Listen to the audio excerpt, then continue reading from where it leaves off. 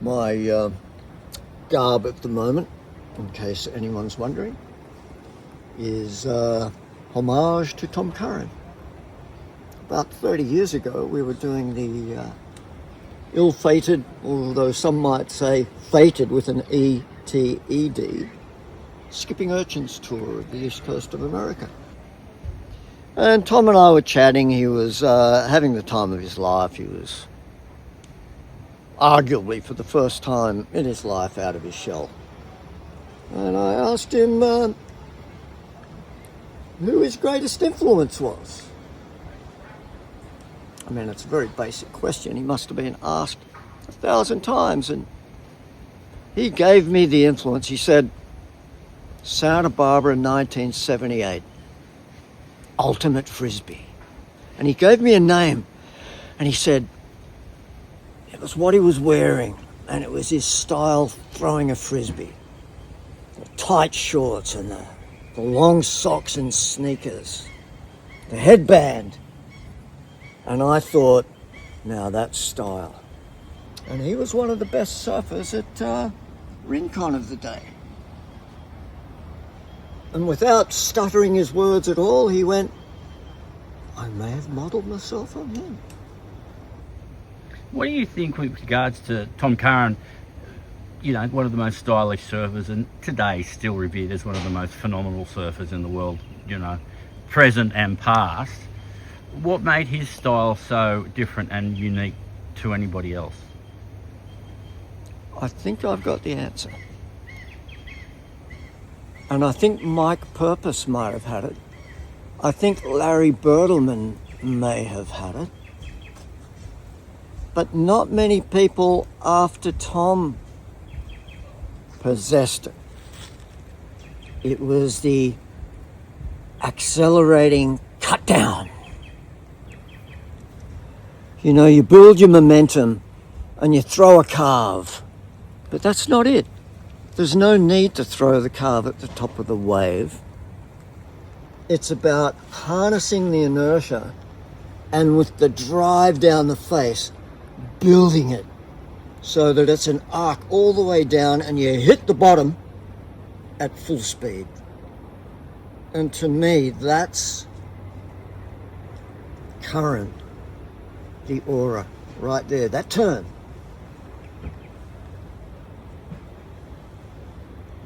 Phasing back after, I guess, let's say when you were starting on Tom Curran then, Tom Curran in his peak and in your affiliation with Tom, you know, from the early search scenarios and things, how did that all come about and why was Tom Curran so pivotal in the searches?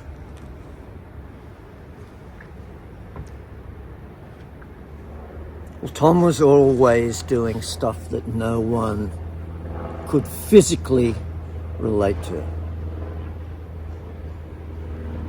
I think it was as basic as allowing him a room with a view, basically getting him out there so he can sight things for the first time ever in the traveler's sense,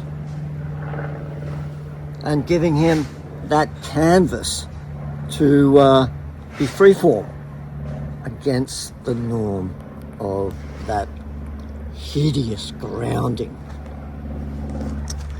With Tom, when I first started working with Rip Curl, and that was all due to you, and it's a massive thank you for that. But I remember one time I was shooting Tom and a gentleman called Frankie that was nearly kind of like, I guess, not a minder, but a travelling buddy for Tom, and a beautiful surfer indeed. What was the kind of theory behind bringing Frankie along, or was he just like an apprentice to Tom? It was the flip of that call. Someone to be pulled completely out of nowhere who could inspire Tom rather than the other way around.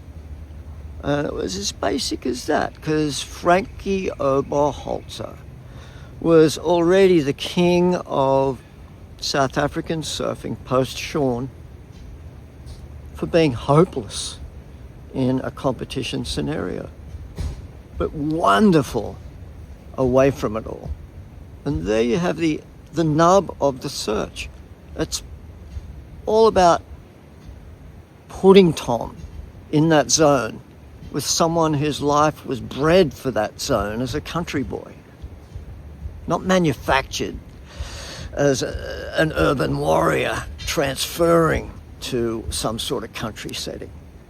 So tell me, DH, the criteria for Derek Hynd, being Derek Hynd, is it's kind of like shooting an unusual spaceship into nowhere. No one really knows where it's going, because that's Derek Hynd. You don't know what he's going to say at a conference. You don't know what he's going to say if there's an awards night. You don't know what he's going to write about, and if he does, it's critical or scathing or on point or so honest it's nearly debilitating for those that it's about. But I guess that's what makes a great writer. So how did that bring the involvement of you with Rip Curl and Tom Curran? Because you were with Rip Curl for a long time before anything to do with the search. Am I correct?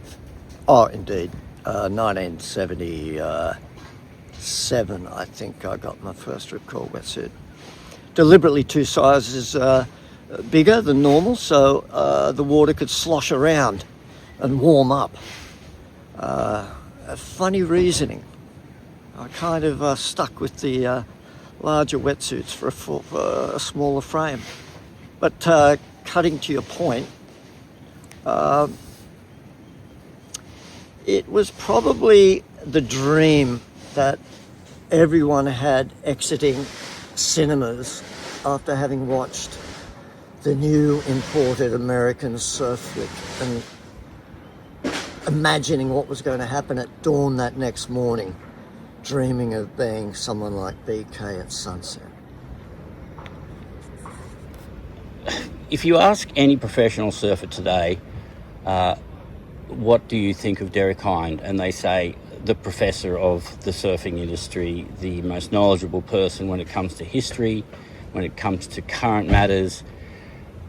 Yet, I guess you've always been this person that's been quite nearly rebellious, and it's always been something that's been your sort of your emblem, your Prince Planet, Peeper's ammo. It stood for you, and you didn't let it fuck around and let it be affected. What was that? Emblem and downfall, a coagulation of both. I was always aware of limitations, personal limitations. I was speaking to a great chap out in the surf this morning, Kai Ellis Flint, a master of the displacement hull, regardless of him having just won the world longboard title. He mentioned that on the mat he'd seen me in quite solid surf do something that he hadn't seen done on a mat, which was what I was just talking about in the sense of inertia, doing an accelerated cut down on a critical section in which the greatest speed was harnessed at the bottom. And I explained that I'd never once in any competition, be it club, state, Australian or international, gone in a heat without riding a bigger board with 10 minutes to go before my heat was actually in the water, so that I did have that ability to harness the cut down properly.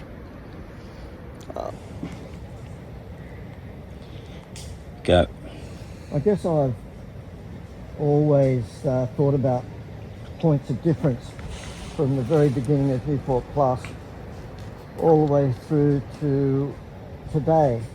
And that was, it wasn't kind of a bullshit Hail Mary when I was writing for Surfing World trying to deliver a point of difference. It was just the way my mind worked.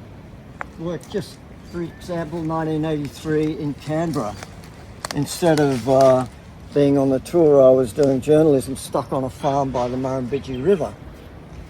And the Australian events were on at the time. And I wondered, what can I do here? And there was an old TV in the sheep shed. I mean, hadn't worked for years. And I was just looking at it thinking, well, I might just switch this on right now, metaphorically, and imagine I'm there. And that was kind of a point of difference of, in my mind at least, trying to deliver anecdotes that are off the Richter to most, but right on to me. I don't know. Earlier, when we were talking, and you and me tend to gabble about a lot of stuff because we're both sort of power freaks with all our knowledge on what we do and our skills. But you were mentioning Barry Kanai-Pooney, and you were mentioning Mike Purpose, and you were mentioning Bertelsmann. the likes of Bertelsmann and Buttons and things. And you, what was the big difference between your surfing and their surfing back in that era, and what forged that anger between Australian surfers and Hawaiian surfers and your involvement in it? Well, there are two completely different sides to it, because when BK turned up for the 1974 Coca-Cola Surfabout at tiny North Narrabeen, it was all about, I think everybody just wanted to see BK go right and dream that it was huge sunset ball. They wanted to see Bertelsmann go into that first stage of a cutback, going so fast. Purpose by 74 was already a bit beyond it, but he's the forgotten Bertelsmann. I think he may have come before Bertelsmann, being a Hermosa Beach Redondo beach boy, and kind of was one of the few to make that successful transition from longboard to shortboard. Transitions, gearings, moving between phases, being able to ride different sized waves and different boards. Maybe that's the key that was kind of, slightly unlocked with those guys that you've just mentioned from watching surf films or being at North Narrabeen Beach in 74. If we were to, so if you had one opportunity to go back and correct, if you felt like you did something wrong in the industry, and you felt that there was, because you were doing a lot of coaching back in the day with a lot of different professional surfers and things, and what is your feeling about surf coaches then and surf coaches now, considering you were a surf coach at one stage? I would humbly suggest to keep it bloody simple, stupid. It's not rocket science. It's an incredibly boring sport in its current guise. There isn't enough room given over to the competitor anymore. It's no longer a physical chess match. If I was to correct anything that I'd done as a coach, it would have been the Potts comment, because at the time I was both a coach and a writer for a surfer. To say that he had no chance based upon his lifestyle outside of actual heat performance was categorically wrong, and it was fuel to the furnace that he generated incredibly through that 1989 season. So I should have pulled my head right in. Let's flip the coin.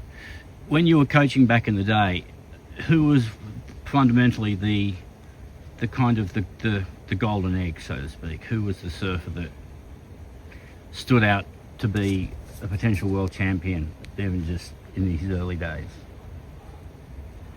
Well, Martin Potter. Martin Potter, 1982 at 15. Martin Potter every day of the week. Tom Curran was always the golden egg from 79 onwards, with the complete backing behind him of the great Al Merrick. I'd say Potter beyond Slater. Potter influenced so much. The clickety-clack V-panel to V-panel acceleration he was getting from the Spider Murphy was out of this world. If you could combine best ever Dane Kealoha with best ever Bugs and put it in a walnut shell ready to just explode, you've got Martin Potter, age 15. You said something then that really sparked something in me, which was rabbit. And there was a movie, knocking down the doors of, what was that called? The movie he made when he's first in Hawaii and he went through all the nightmares. Were you over there at that time? No, I arrived the year afterwards, when it was still quite horrible because of Bugs and Sean and Kanga and to a degree PT, but I don't think Mark Warren. They couldn't help themselves. They completely messed up the lives of every international visitor who had come before them and had been living with local families.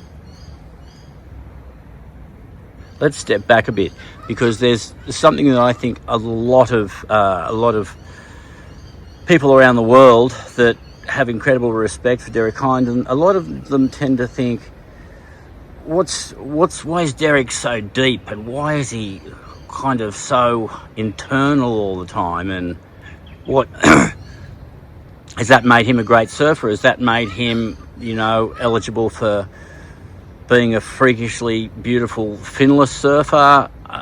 Friction surfer, that is, Mr. Watson. Friction surfer. Free friction. Free friction surfer. So let's jump into that a bit. Well, I've got to jump back in because, yet again, I've got to explain that finless should not exist as a term.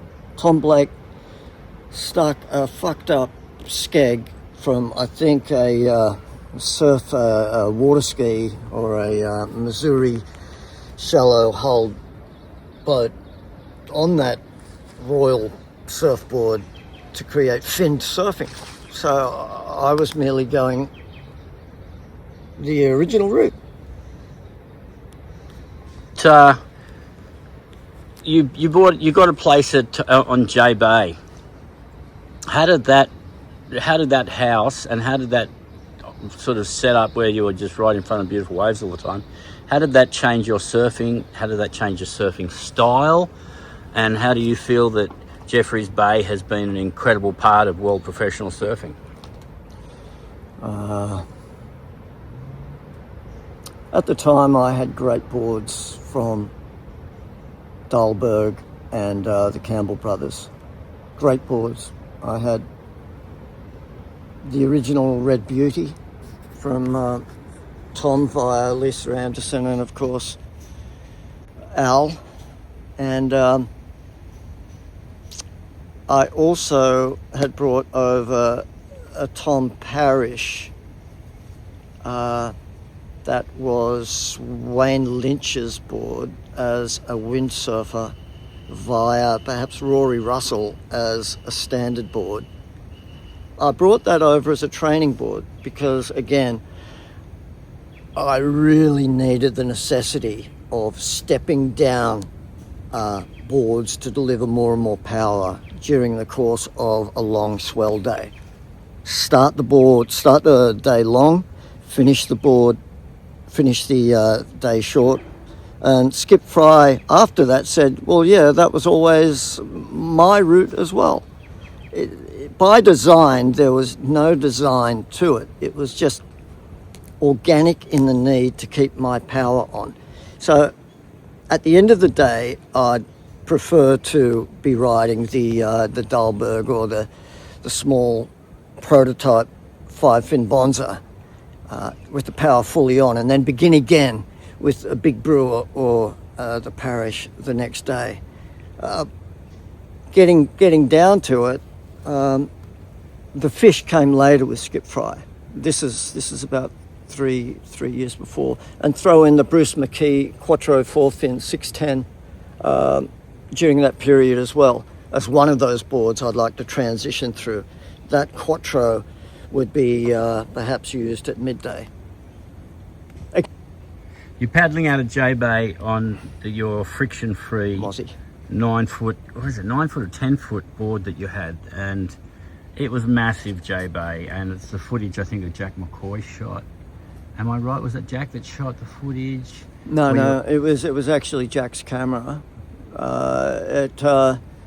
It was shot by a guy who had only shot stills, and he didn't have a fluid head, but he was someone who was up for a challenge, and I knew there was big swell coming, and I just said to him, you know, there's not much happening here, just give it a go, see what happens. Some of the most beautiful surfing I've seen in my life, and some of the most flattering surfing that sort of celebrates what it is to ride a wave and what it is to kind of have the power of the ocean, where your board's feeling quite susceptible, and to most people, if you don't have a fin, how the heck are you going to hang in there? But you did it with such beauty, and then you fast forward now, and then you've got quite a lot of different people doing the whole friction-free surfing, and they're nowhere anywhere close to where you were back then.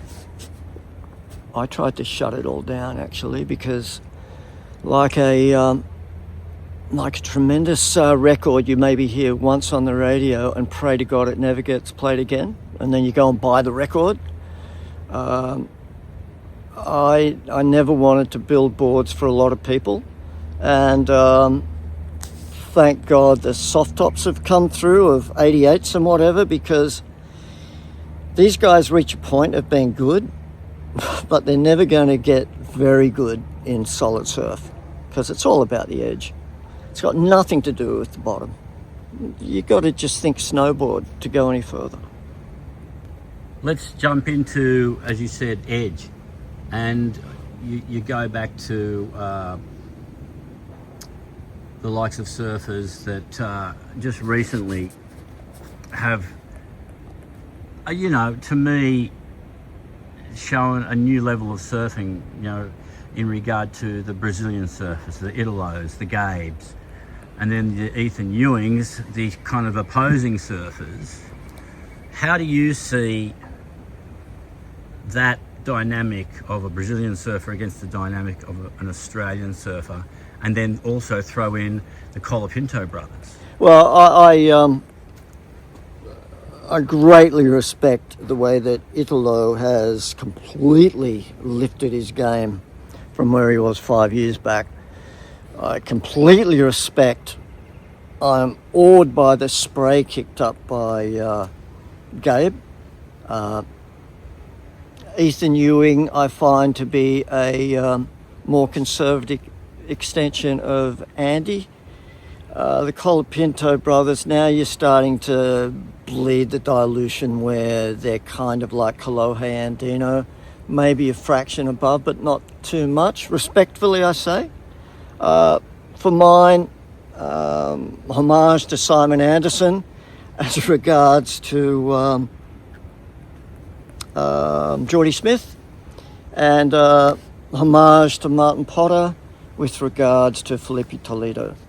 The majesty of what Toledo has done in kicking it up when he doesn't do airs, when he's completely in mindless power bombings of that top carve. For mine, it's going to always be Geordie and Felipe from 2020 onwards. Let's look at Steph Gilmore having a time off the tour, and then comes back and wins the Bonsai Gold Coast Pro. What's your call on Stephanie's surfing? I wasn't aware that she had won the event. I guess it's a week past or something like that. But I did after 2 days had passed, look up YouTube quarterfinal Gilmore against Caitlin Simmers, because I'd never seen Caitlin surf. I found her to be a cross between Stephanie and, forgive me, the Hawaiian queen. Luna, No. Carissa Moore. Carissa Moore.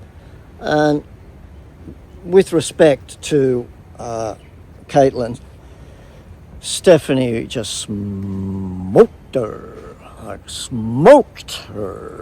surfing at 70%, 60%, which is enough said about her level compared to the works when it comes down to beautiful surfing. Just say there was a heritage heat thrown in tomorrow at 6 foot snapper, and it was Wendy Botha against Stephanie Gilmore. What do you think? What do you think would happen there? If Wendy's body was happening in the sense of fitness, and I think if she was given 6 months, she could get it there. I'd call it a fucking close heat, because Wendy has that top carve. Steph has that top carve. Wendy may not have the rap of Stephanie, but she delivers that South African lager mentality of lifting against the odds. Stephanie would win, but the crowd would be going home going, oh my God, I think we just saw something that we never thought we'd get to see. Let's step into, I guess, a category that you spoke about earlier. You were surfing out at the pass, and I think it was Kai that you were talking to. And I actually shot a video of him, probably 15 years ago, surfing North Ave? North Ave, black and white version. It's just called Loose, and it's just him walking. I was really impressed when I first saw him up here. The Superbank was here at Byron, and I saw him on a hull on the inside the outer rock on a triple suck on a hull where you have to nurse it off the bottom after a fade to really get it going. And he took off on a double suck, fading into the pit necessarily, and then lifted it slowly and albatrossed on the lip like that and dropped. Nothing super radical, but in terms of Jonathan Livingston Seagull, it was the way forward. Yeah. When he was younger, he was very quiet, very nearly reserved, but when he'd go surfing, he did all of his dancing and prowess through his waist down. He was very sort of style conscious and quite rigid through his upper body. And it's interesting that you mentioned earlier about the likes of Andy Irons and surfers being similar. When I'm watching surfing nowadays and people say he surfs like that, or he surfs like that, or he surfs like that, we're all going to get influenced, I guess. But there's certain surfers that just stick in people's minds when they're growing up. And I remember when Andy Irons passed away, Jack McCoy organised a big paddle out at North Avalon. And at the time I thought, that's a bit peculiar. I don't know whether it was necessary. And I look back now and I think it was totally necessary, and I think it was a very, very nice thing to do. And even now when you watch Andy Irons surfing, it's still, if you had a heat, Andy Irons and Dane Reynolds, like that sort of thing would be a blast off of skill. Like, you watch Dane Reynolds surf now and the guy's fucked up radical. Mate, imagine if, and I've been banging on this for 30 years, there was a 2-year gap between world titles. Dane would still be doing it. He'd still be just going, yeah, I can take my year every second year and turn this into a Biennale tour.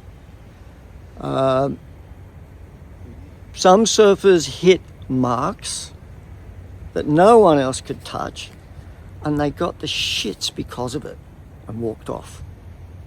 Just walked off the stage. What's the fucking point of being here? I find it really interesting, sort of from an industry angle, where the likes of, you know, the Paul Nordis and the Pat Tenoris and, you know, all of these people that are surf industry affiliates or heavily grounded behind it all and stuff. But you fast forward now, and 90% of the surf industry is not really involved in the surf industry.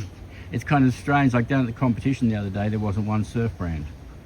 To this day, it would not take much to this day to start a functional, successful breakaway tour for peanuts, but with the kudos of something that would be just as strong as WSL investing arguably $50 million a year. And I mean, I'm talking $10,000. I could pull it off. I don't want to sound like a wanker, but you can do things on a shoestring.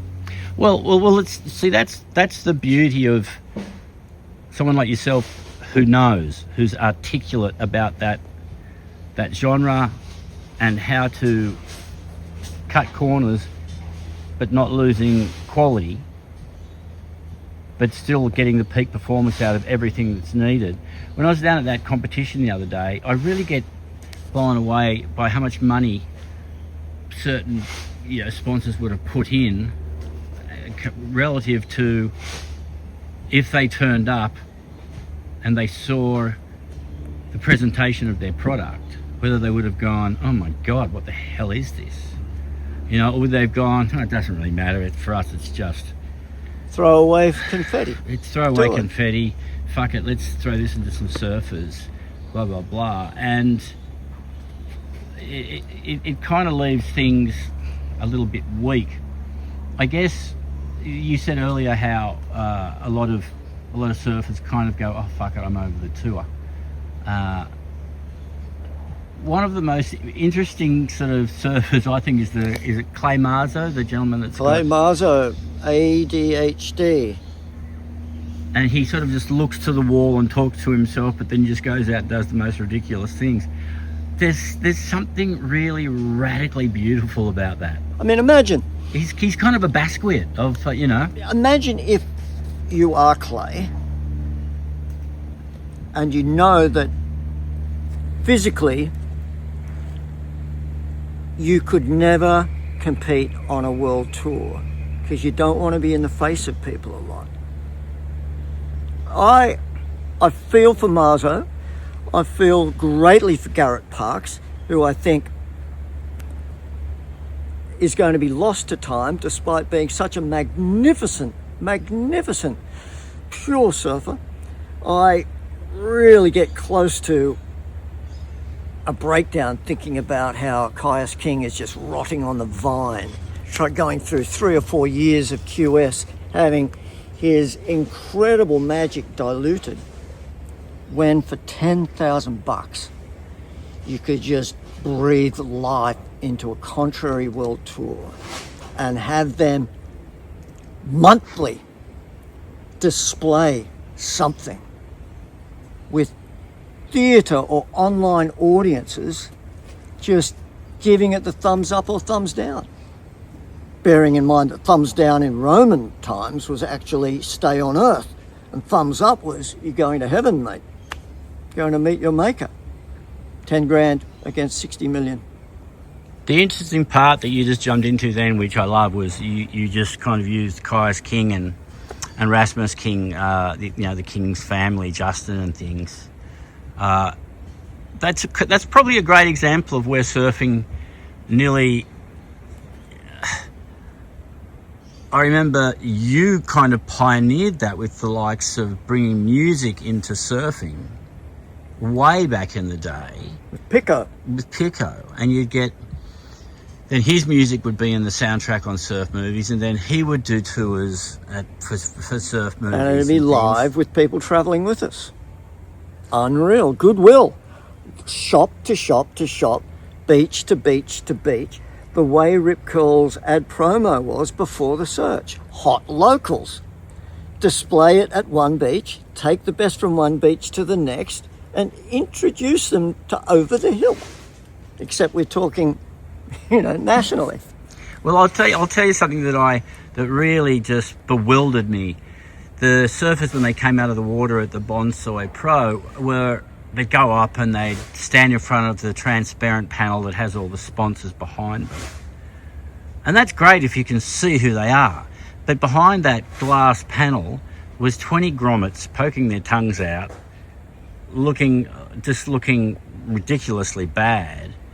And you've got companies that are putting in so much money. And I just think that's the difference between tennis and surfing. Well, if I can jump in right there, my bridge between what you just described and the 10 grand tour would be you display every month at selected cinemas where these groms can act like they're behind a glass panel and throw jaffas or whatever at the screen, but it's still being displayed and everyone's goggle-eyed at the performances of these people who are delivering clips.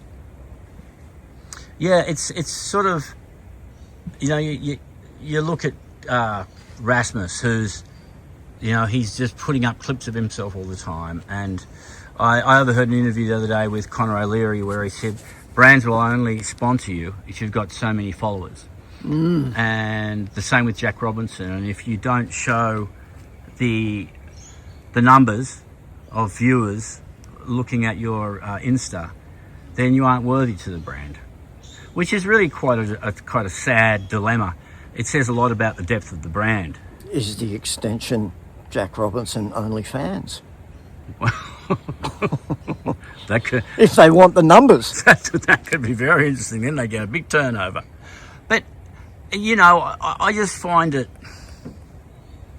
and then you get a lot of other surfers that are on the tour that don't really like doing that stuff. And, I think Jack Robbo might have 400,000 or something like that compared to Conor O'Leary having 40,000 or something. I think it's like that. And that might translate into whether or not you've got a French perfume company behind you that instantly gets you 40 million. Well, you look at Julian Wilson. He's brought out his own brand, which is Surf Golf, and then you've got Dane Reynolds. He's brought out his own brand, Former. Yeah, interesting. And the brand Former seems to be getting good following from the alternative stores that sell skate more than surf. I wonder how long before he deconstructs the company, and from the deliberate embers resurrects something completely new. I think it'll happen. Well, as you know, I spend a lot of time in Brazil, and there's a lot of people that I've forged great friendships over there, and the rest of the world has no idea the depth and the quality of Brazil money, Brazil companies that love surfing, and they kind of like to play silent. It's interesting what this whole thing is basically a rehash of something we were talking about 20 years ago in terms of Watson, McCoy, Hynd getting together and just forming a triumvirate of ideas and feeding them to people that really counted within the industry. It never happened. It's a pity it didn't. Has the moment passed with Jack's passing? I'm not sure. Well, it was like when I said to Jack, I want to do a portrait of you and Kelly. He goes, I know what I know. I don't want to know about that. I said, shut up. I'm coming around doing it. And great portrait. It was the most beautiful moment he'd had. He just said it was so beautiful. And, when the paddle out was at Palmy and stuff, and I filmed it all, that was, Kelly was like, fuck, what was the most fabulous thing I ever did. But I guess what I'm getting to is, back then, the likes of Jack McCoy's involvement in the surf industry and your involvement in the surf industry with Jack was a really solid structure where brands like Rip Curl or Billabong or whoever, whether you were on one payroll or the other payroll, your experience was deeply and extensively appreciated. Well, it was a counterbalance all the way through. I listen. I alluded to it when we were just shooting the shit before, but for mine, the 5 people who mattered were Curran, Slater, McKnight, Watson, McCoy. It's a phenomenal thing, isn't it? Because if I look at depth in the surfing industry, I kind of look at it a bit like some of these holes where they don't know where the bottom is, but it's beautiful on the top, but people have no idea where the bottom is. And that's unbelievable, because out of the past, when there's 80 people, you know, sometimes you get into a barney with someone and you're tempted to launch, but you never do. Beyond, mate, you don't know what you're talking about. Because you can't go there, because people don't realise what's involved with the person that they are talking to. They're all lost in their own movie. It's just gone to shit, gone to the dogs. In the last 40 years of surfing, what's the best surf movie that you would say is the most kind of beautiful movie? Jack McCoy's first ever Eddie. It was so live. His reportage was so fantastic. And then Fu comes up about, well, Eddie, he'd go. Just insane. That, when I was researching with Jack, he didn't sell that to me. I found it and went, Jack, you haven't told me about this original film.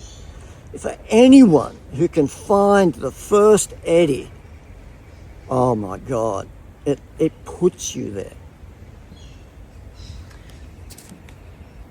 I kind of think it's hilarious. I'm hand holding doing all of our interviews because I think it's nice because it's just everything's candid about you and me and what we do in our lives. But you know, let's go back to the Rabbit Bartholomew, Burley, Kira, late 70s. Yeah, late 70s. But in the late 70s, you still have Druin when you're talking about Burley, Kira, particularly Kira. Mid to late 70s, being Bugs before Bugs, being the not yet over the hill dinosaur, but delivering all the style that fed MP, Bugs, and PT. And then comes Michael Peterson. Yeah, that's right. What was? I mean, there's endless footage and endless stories about MP, but there has to be factors that you would know that are very intimately truthful about who MP really was. Like, what's your grab on what made him a great surfer, but what also made him very sensitive to, you know? Well, I think it all comes down to the one still shot that either Hugh McLeod or Bruce Channon shot at maybe the second stubbies, where he was pressed against the shower wall. That was Michael Peterson.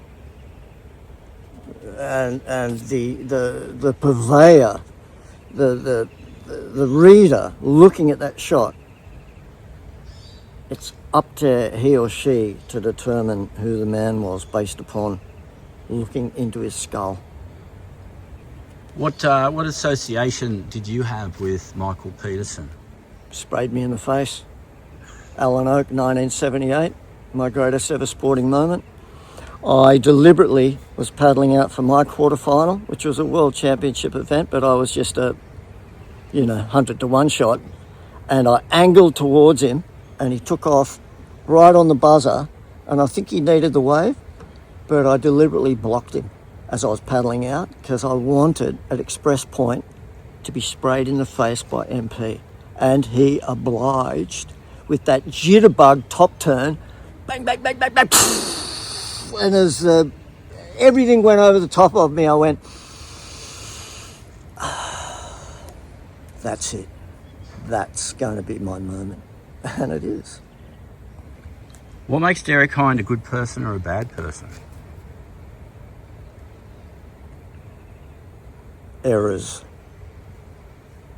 I know where I fucked up. The thing that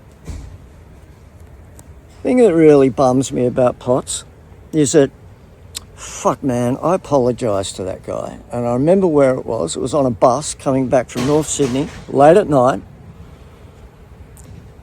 But he was too fucking out of it to remember it the next morning.